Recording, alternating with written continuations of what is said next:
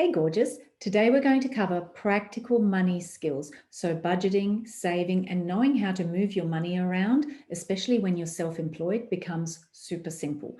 I'm going to take you through the actual step-by-step process that I follow each and every week to make sure that I reach my financial goals, that all the bills are getting paid, and that really keeps me feeling confident and in control of my finances.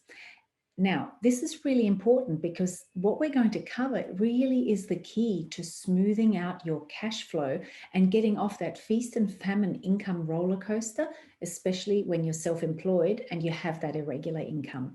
And the best news of all is it only takes 5 minutes a week. Let's do this. For regular tips and tricks on all things money and mindset to help you build an aligned and abundant business so you never worry about money again, be sure to click subscribe and hit that notification bell.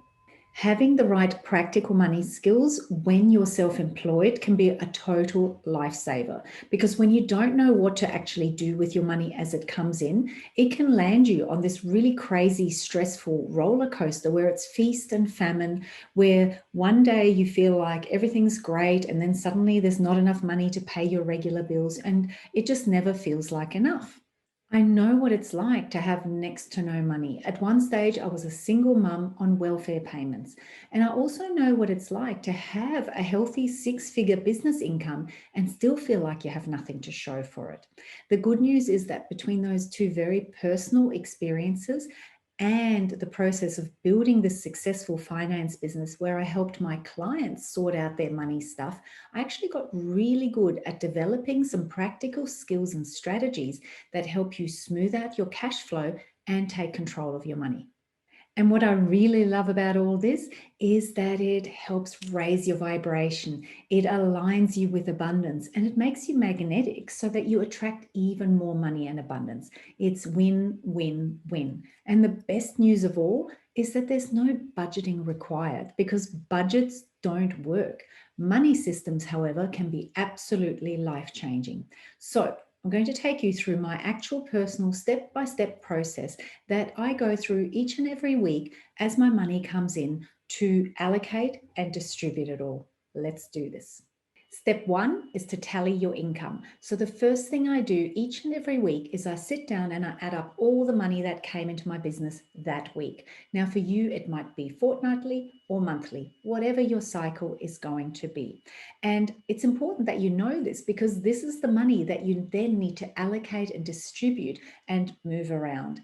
Now I did a whole video over here about giving every dollar a job to do because that's what this is ultimately all about. So go check that out next. While I'm talking about tallying your income, it's also actually one of my favorite money mindset strategies because as I sit down, and I actually do this daily and then add it up at the end of the week, as I sit down each day and add up the money that came in that day, it allows me to keep tabs on my mindset and see what my thought processes and patterns actually are.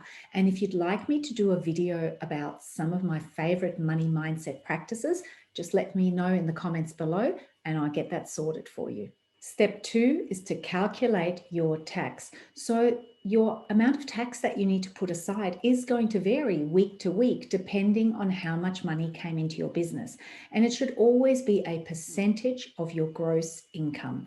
You should have a fairly good idea of what that number should be. It is an estimate, but you want to make sure that you've got it well covered. And if you're not quite sure what that number should be, what that percentage should be, then speak to your accountant, look at last year's tax returns, and make the best educated guess you possibly can for the time being.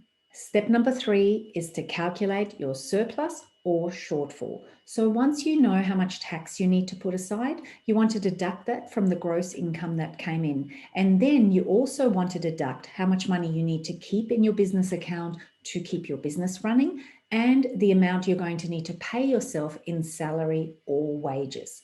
Once you've done that, you will either be left with a surplus or a shortfall. And you need to either allocate that surplus or make a note of the shortfall and make a plan for it. And this right here, this little move, that is the key to smoothing out your cash flow when you have irregular business income.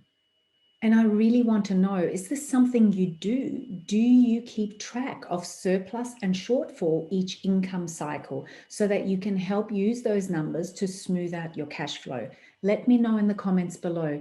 Do you keep track of your surplus or shortfall? Okay, once you know whether you have surplus or shortfall, it's time to decide what needs to happen next. So step 4 is to make your adjustments.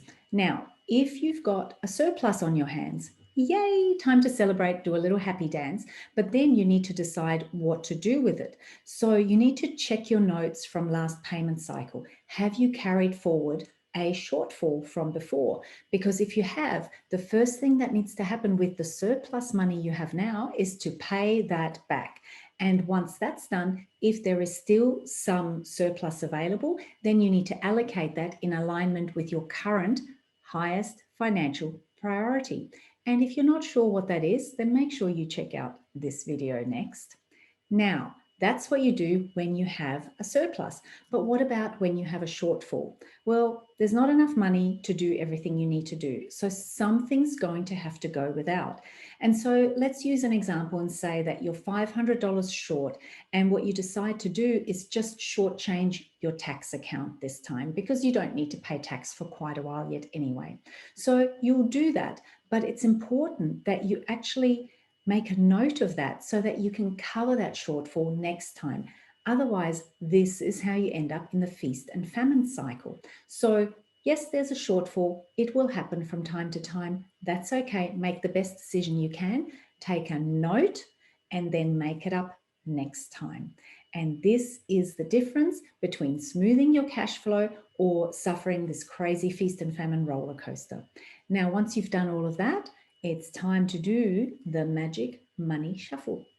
It's a little bit like this. Okay, we're up to step 5, and that is the easy bit. It's doing the magic money shuffle, because now that you've done all the work in all of 5 minutes that it took, you need to simply transfer that money. You need to move that money around. So transfer that tax money to your tax account, transfer that personal income to your personal account, and transfer the surplus to wherever it needs to go to make up for any previous shortfall. That's it. You're done. It's that simple. And if you're wondering how to calculate all these numbers, then grab yourself my handy income target calculator, which also comes with a bonus income distribution calculator to help you do all those things we just talked about. It even comes with a handy video tutorial. So you can grab that from the link in the description right now. If you enjoyed this video, make sure you hit like, subscribe, share it with your friends.